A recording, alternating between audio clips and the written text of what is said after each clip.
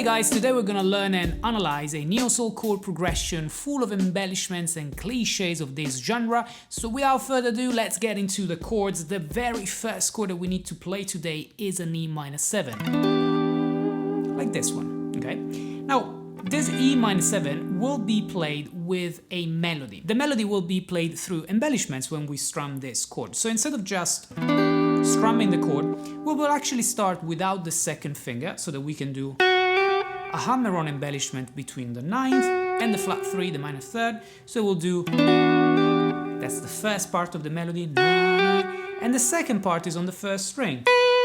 So we do this, okay, na, na, na, na. But when we do this, we will stop the sound of the chord, so we won't keep it ringing. There will be a delay possibly in the sound, but we won't keep the chord ringing, okay? So it's gonna be,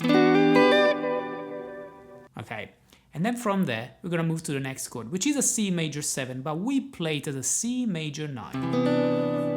Okay, and that's not all, because as always, we're gonna play a small melody through a hammer-on embellishment, which is this, between A and B, so between the 6th and the major 7th. So we effectively play a C6, or if you like to play this note, a C6-9, with a hammer-on the G string. Okay, so as you can see, I'm hammering on the pinky, playing the 9th, another hammer on, another 9th. Okay, so.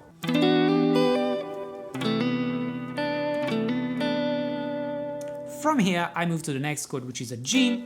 On the G, I start as a G triad. It would be a G major 7, and we're gonna play that major 7 in a minute. And we're gonna play this type of melody.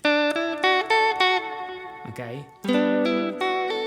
If you want to see what degrees I'm using for this embellishment, make sure to check out the tab and music notation on my Patreon page, which will include a full music theory analysis with chord numbers and all of that included with the tab that you can download on my Patreon page. But essentially, I'm using the 6th, I'm using the major 7th and the 9th of the G. Okay, another way of looking at this chord would be as if it was included in a C major 7, that playing that F sharp becomes a C major 7 sharp 11, which is the Lydian chord. And once more, guys, all of the music theory notes are on my Patreon page. So you can think of this or this as two different chords, but essentially it's the same sound. Okay, and after this, I like to move to the A minor 9 move that we've played many times on the channel with this hammer-on. And then a little melody based on the pentatonic, before coming back to my E minor 7. As you guys probably already saw, I'm playing this chord progression 4 times, and every time I try to spice it up and make it slightly more interesting and different from the previous time. So the second time, instead of repeating this, I start with the same melody,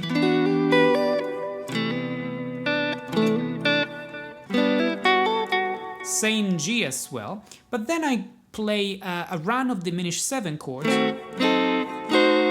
These are all part of a B7 flat 9. We are using the usual secondary diminished 7 chord substitution, which I talk about on the channel very often, doing D sharp diminished 7th, F sharp diminished 7th, A diminished 7th. They are all the same chord. I'm just moving it by 3 half steps because you can do that with diminished 7th chord. Guys, before we continue, this week's lesson is brought to you by my R&B and Neo Soul acoustic guitar course, which is available on Skillshare, and if you check it out at the link in the description below, you will get a 1 month of free trial of Skillshare, and during that free trial month you are absolutely welcome to watch my course, watch my classes absolutely for free. So if you want to learn more about R&B and Neo Soul chord progressions and the music theory behind them to understand them, make sure to check out my R&B and Neo Soul acoustic guitar class on Skillshare. Now the third repetition of this chord progression starts the same way, but then we move all the way up here where we do this typical Neo Soul moves with E minor 9, E minor 11, A minor 9, E minor 11 again. And then the fourth and final time we're gonna play the same start, but then on the G I do this other melody. because this time I want to connect to my A minor 9, so like this, and then another Neo Soul passing chord, which is the F sharp or G flat actually, a diminished 7th passing chord, going to E flat, diminished 7th, and then A minor 9 to finish, because we are in the key of E minor. So before recapping everything and listening to it with the drum beat, why don't we explain the music theory? We are in the key of E minor, so this is our 1 minor.